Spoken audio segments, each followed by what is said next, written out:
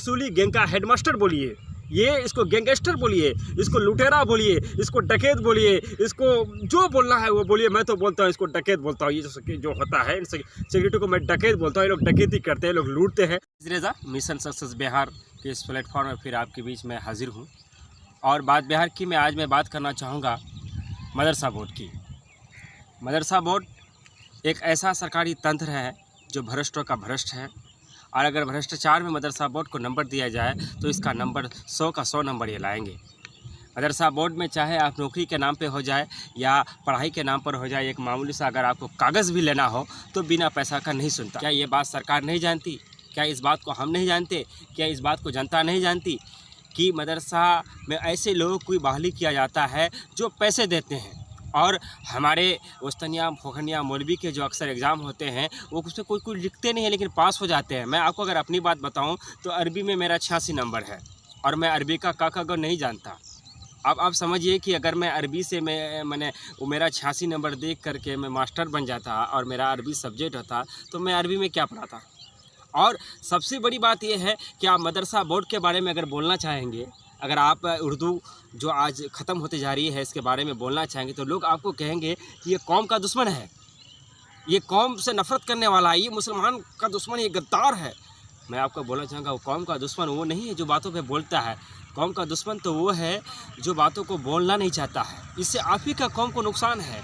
आपका बच्चा घर में पढ़ता नहीं है, औसतनिया में जाके वो 96% लाता है, 80% लाता है, उसको काखा नहीं पता, लिब्बे नहीं पता। आप क्या सोचते हैं नंबर ला के सिर्फ नौकरी कर लेना आपकी तरक्की है? नहीं। आपके बच्चे के अंदर जब तक मेरिट नहीं होगा तब तक आप एक अच्छा नागरिक नहीं बन सकते, तब तक आप मजबूत नहीं बन सकते, तब तक आप हक की लड़ाई नहीं कर सकते। आज मदरसा बोर्ड के बारे में हर कोई जानता है कि मदरसा बोर्ड में जो कमेटियाँ गठित की गई है मदरसों में, उन कमेटियाँ क्या करती है? वो कमेटियाँ पैसे लेती है और पैसे लेने के बाद वो कमेटियाँ जो ज़्यादा पैसा देता है उनकी बहाली करती है। मैं समझता हूँ सरकार को ये सारी सरी हुई जो सिस्टम है इस सिस्टम को बदलना होगा, इन सारी चीज़ों को रोकना है। स्कूल के वर्सेस में जैसे TAT का एग्ज़ाम होता है वैसा एग्ज़ाम लिया जाए। अगर उर्दू को ज़िंदा रखना है, अगर उर्दू को मार देना है तो फिर एक अलग बात है। हमें इसके लिए आवाज़ उठाना पड़ेगा, हमें बोलना पड़ेगा। क्या मतलब बनता है दुनिया नहीं बोलती है हम भी ना बोलें? क्या मतलब बनता है दुनिया कुछ नहीं कहती हम भी ना कहे? जो सही है उसको कहना चाहिए। आज मदरसा बोर्ड की जो इस बात को पूरी दुनिया जानती है, किसी से छुपी नहीं हुई है। सरकार भी जानती है, जनता भी जानता है, हम भी जानते हैं, आप भी जानते हैं कि पढ़ाई के नाम पर तो कुछ होता ही नहीं है मदरसों में। पढ़ाई को मारिए गोली, लेकिन अगर आप मामूली सा कागज़ आपको निकालना है, एक सर्टिफिकेट निकालनी है तो एक साइन चाहिए, किसी का सिग्नेचर चाहिए, तो बिना पैसा का कोई सुनने वाला नहीं है। मदरसा बोर्ड बहाली के नाम पर पैसा और किसी के नाम पर पैसा, इसको रोकना चाहिए। हमारे बच्चों के अंदर मेरिट कब आएगा? जब पढ़ाई अच्छी होगी। हमारे बच्चों के अंदर मेरिट कब आएगा? जब हमारे बच्चे पढ़ के एग्ज़ाम देंगे। क्या आप इस बात को नहीं जानते कि वस्तनिया फोकनिया मौलवी के एग्ज़ाम किस प्रकार का होता है? क्या इस सच्चाई को हम तस्लीम क्यों ना करें, क्यों ना हम बोले? ये कुव्यवस्था कब ख़त्म होगी?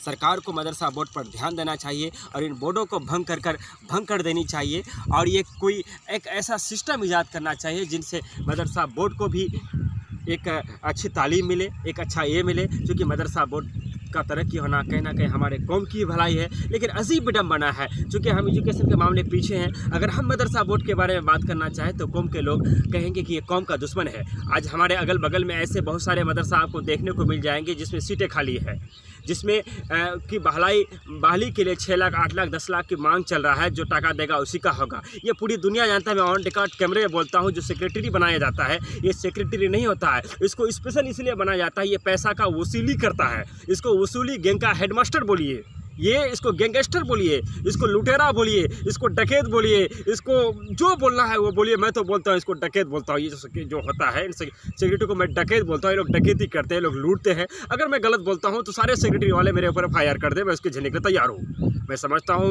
इस सिस्टम को बदलने के लिए हमें आवाज़ देना पड़ेगा और ये आवाज़ आप दे सकते हैं, हम दे सकते हैं। जनता ही जनार्दन होती है। जनता जिस दिन जाग गई तो सिस्टम अपने आप सुधर जाएगा। मैं मेहमद रमीज़ रेज़ा फिर आऊँगा बात बिहार की में अगले नए टॉपिक के साथ एक नई बात लेकर। आपको हमारी बातें, हमारी वीडियो कैसे लगी राय में हमें ज़रूर दें।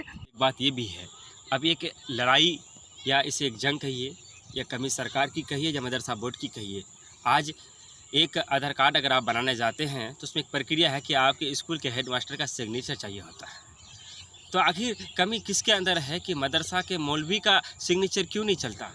ये वैलिड क्यों नहीं किया सरकार ने? जबकि सरकार कहती है, नीतीश कुमार की गवर्नमेंट हो या किसी और की गवर्नमेंट हो, सरकार इन्होंने हमेशा कहा कि मैट्रिक बराबर जो है फोकनिया औस्तनिया सबका अपना एक वैल्यू दिया गया है। तो आखिर इसमें क्या है कि जब हम एक आधार कार्ड सुधार करने के लिए स्कूल का हेडमास्टर का सिग्नेचर का वैल्यू तो होता है, लेकिन मदरसा के मौलवी का वैल्यू क्यों नहीं होता? ये वैल्यू होना चाहिए। हमें ऐसी बहुत सारी चीज़ है। आज उर्दू की पढ़ाई लिप्त क्यों होती जा रही है? आज उर्दू के लिए जो उर्दू आज मदरसा जो है, अगर इसको पीछे रखने के लिए सरकार का भी बहुत बड़ा योगदान है। सरकार को चाहिए कि मदरसाओं में भी इंग्लिश की पढ़ाई अनिवार्य करे, उसमें इंग्लिश का स्टाफ दे, साइंस का स्टाफ दे और तरह तरह का स्टाफ दे, तभी तो हमारी कौम भी आगे बढ़ने का काम करेगा। आखिर क्यों नहीं? ना तो इसकी हमें फ़िक्र है, ना आपको फ़िक्र है और ना ये सरकार चाहती है। आज मामूली सा मैंने आपको आधार कार्ड का एक मिसाल दिया। ऐसी बहुत सारी ऐसी कागजात हैं जहाँ स्कूल के मास्टर का वैलिड है, उनकी सिग्नेचर का महत्व है, लेकिन मदरसा के मौलवी साहब के उस सिग्नेचर का वैल्यू नहीं दिया जाता है। सरकार उसे मान्यता नहीं देती। क्यों नहीं देती? कि इसकी लड़ाई कौन लड़ेगा, इसके लिए बात कौन करेगा, इसके लिए आवाज़ कौन उठाएगा?